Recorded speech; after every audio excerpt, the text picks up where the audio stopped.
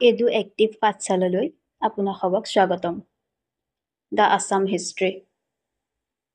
বন্ধুসকল, আমি জানো যে আমাৰ অসমৰ ইতিহাস আকৰ্ষণীয় আৰু বৰ্ণনামূলক। আজি আমি এই ভিডিঅ'টিত আলোচনা কৰিম অসমৰ ইতিহাস সম্পৰ্কে। অসমৰ ইতিহাস ভাৰতৰ পূব-পশ্চিম, উত্তৰ আৰু দক্ষিণ দিশৰ মানুহৰ প্ৰভাৱত গঢ়ি উঠা এক ইতিহাস, আৰু লগতে তিব্বত-বৰ্মীয় টাই আৰু ইণ্ডো-আৰ্য সংস্কৃতিৰ প্ৰভাৱতো অসমৰ ইতিহাস গঢ়ি উঠিছে। অসমৰ প্ৰাক ইতিহাস শিলৰ বা প্ৰস্তৰ যুগৰ সংস্কৃতিৰ সৈতে আৰম্ভণি হোৱা বুলি কোৱা হয়।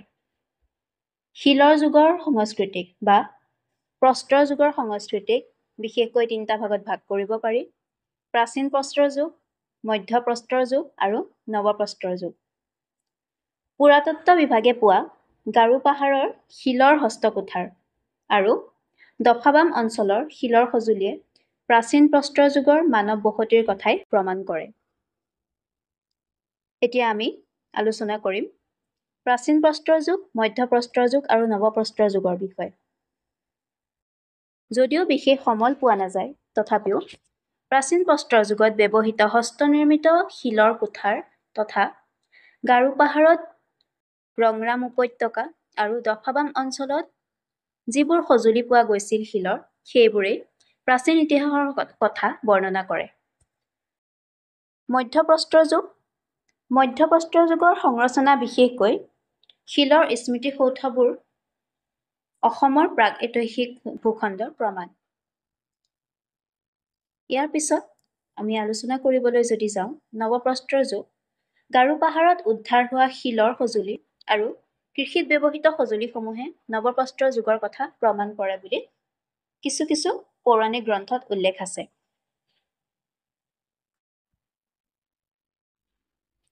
অতি পুৰণি কালত অসমৰ নাম আছিল প্ৰাগজ্যোতিষ আৰু ইয়াৰ ৰাজধানী আছিল প্ৰাগজ্যোতিষপুৰ। বৰ্তমান গুৱাহাটীৰ মহানগৰ আছিল তেতিয়াৰ প্ৰাগজ্যোতিষপুৰ। বিশ্বামিত্ৰ মুনিৰ আজোককাক আছিল কোশ ৰজা আৰু সেই কোশ ৰজাৰেই পুত্ৰ অমূৰ্ত ৰজাই প্ৰাগজ্যোতিষ ৰাজ্যখন প্ৰতিষ্ঠা কৰিছিল বুলি ৰামায়ণ মহাকাব্যত উল্লেখ আছে। প্ৰাচীন ইতিহাস বিশেষকৈ ৪ৰ্থ শতিকাৰ পৰা ত্ৰয়োদশ শতিকালৈকে বিস্তাৰিত বুলি কোৱা হয়। প্ৰাক-ঐতিহাসিক আমি যিখিনি আলোচনা কৰিলোঁ, সেইখিনি ৪ৰ্থ শতিকাৰ আগৰ, অৰ্থাৎ ৩৫০ খ্ৰীষ্টীয়লৈকেহে বৰ্তি আছিল। ৩৫০ খ্ৰীষ্টাব্দৰ পৰা ক্ৰমে ৩৫০ খ্ৰীষ্টাব্দৰ পৰা ক্ৰমে প্ৰাচীন ইতিহাসৰ আৰম্ভণি হয়।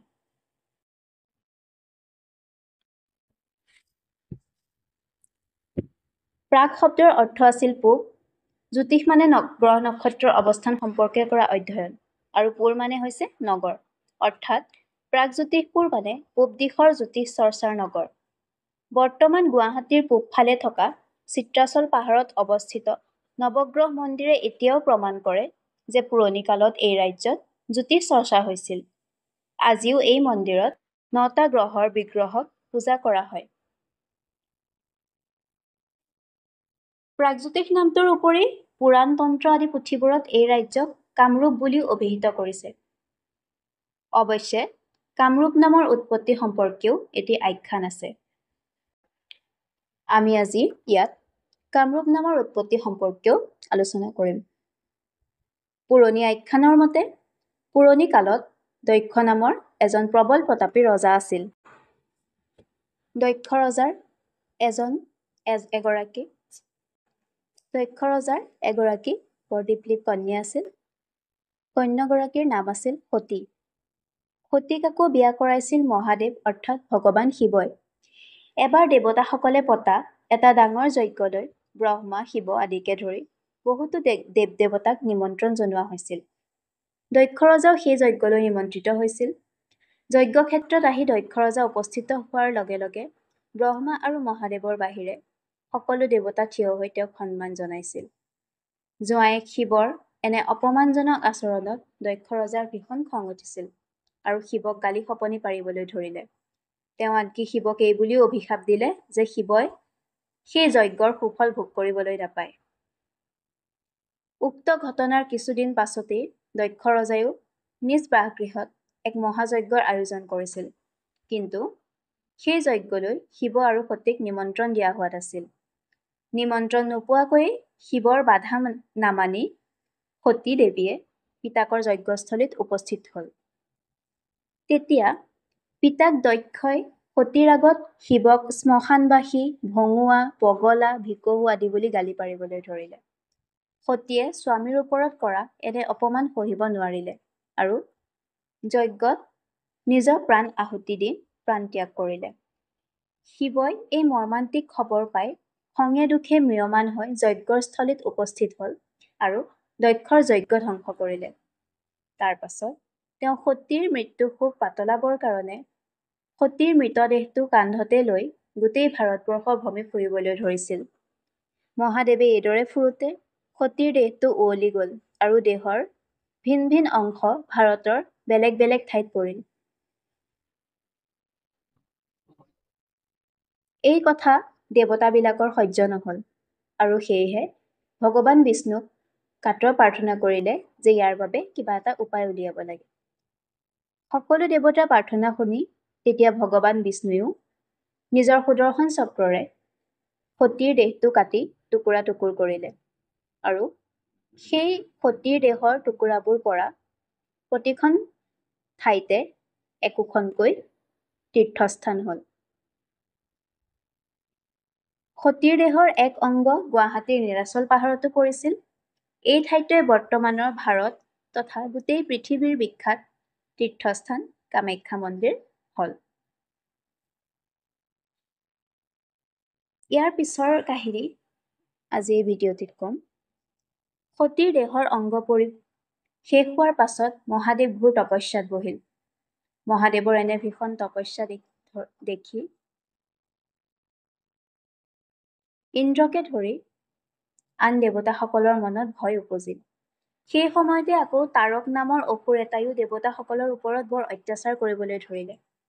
তাৰকাসুৰৰ অত্যাচাৰৰ পৰা পৰিত্ৰাণ পোৱাৰ উপায় বিচাৰি ফুৰোতে দেৱতাসকলে জানিব পাৰিলে যে একমাত্ৰ শিৱইহে তাৰকাসুৰক দমন কৰাৰ উপায় দিব পাৰে। তেতিয়া তেওঁলোকে পৰামৰ্শ কৰি শিৱৰ তপস্যা ভংগ কৰিবলৈ কামদেৱক দায়িত্ব দিলে। কামদেৱ শিৱৰ তপস্যা ভংগ কৰিবৰ কাৰণে আহিল। কিন্তু কামদেৱক দেখি শিৱৰ খুব খং উঠিল। শিৱৰ ক্ৰোধাগ্নিত কামদেৱ ভস্ম হ'ল। তেতিয়া কামদেৱৰ পত্নী ৰতী দেৱীয়ে কামদেৱৰ মৃত্যুৰ খবৰ পাই গিৰিয়েকক জীয়াই দিবলৈ শিৱক স্তুতি কৰিবলৈ ধৰিলে। ৰতী দেৱীৰ স্তুতিত শিৱ সন্তুষ্ট হ'ল আৰু কামদেৱক পুনৰ জীৱন দান দিলে। পুৰি ভস্ম হোৱাৰ পাছত কামদেৱে যিখিনি ঠাইত পুনৰ জীৱন লাভ কৰিছিল সেই ঠাইখনেই কামৰূপ নামে পৰিচিত হ'ল।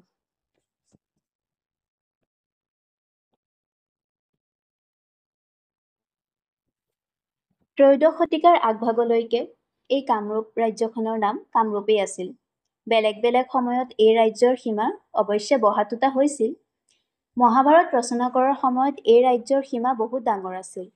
সেই সময়ত ইয়াৰ পশ্চিম সীমা আছিল কৰতোৱা নদী, যিখন বৰ্তমান বাংলাদেশত পৰে, আৰু দক্ষিণে ই গৈ বংগোপসাগৰলৈকে বিস্তৃত হৈ আছিল। অৱশ্যে কালিকা পুৰাণৰ মতে কামাখ্যা দেৱীৰ মন্দিৰ কামৰূপ ৰাজ্যৰ ঠিক মাজতে আছিল। কিন্তু বিষ্ণু পুৰাণৰ মতে কামাখ্যা দেৱী মন্দিৰৰ চাৰিওফালে 450 মাইল জুৰি কামৰূপ ৰাজ্য বিয়পি আছিল। বৰ্তমানৰ বাংলাদেশ, ভূটান আৰু অসম মিলিহে পুৰণি কামৰূপ ৰাজ্য গঠিত হৈছিল। আকৌ যোগিনী তন্ত্ৰৰ মতে পুৰণি কামৰূপ ৰাজ্য 4 ভাগত বিভক্ত আছিল: ৰত্নপীঠ, কামপীঠ, স্বৰ্ণপীঠ আৰু সৌমাৰপীঠ। কৰতোৱা নদীৰ পৰা সোণকোষ নদীলৈকে ৰত্নপীঠ বিস্তাৰিত হৈ আছিল। সোণকোষৰ পৰা ৰূপহী নদীলৈকে কামপীঠ আছিল। ৰূপহী নদীৰ পৰা আকৌ ভৰালী নদীলৈকে স্বৰ্ণপীঠ বিস্তাৰিত আছিল আৰু ভৰলী নদীৰ পৰা দিক্ৰাই বা দিক্ৰং নদীলৈকে সৌমাৰপীঠ আছিল।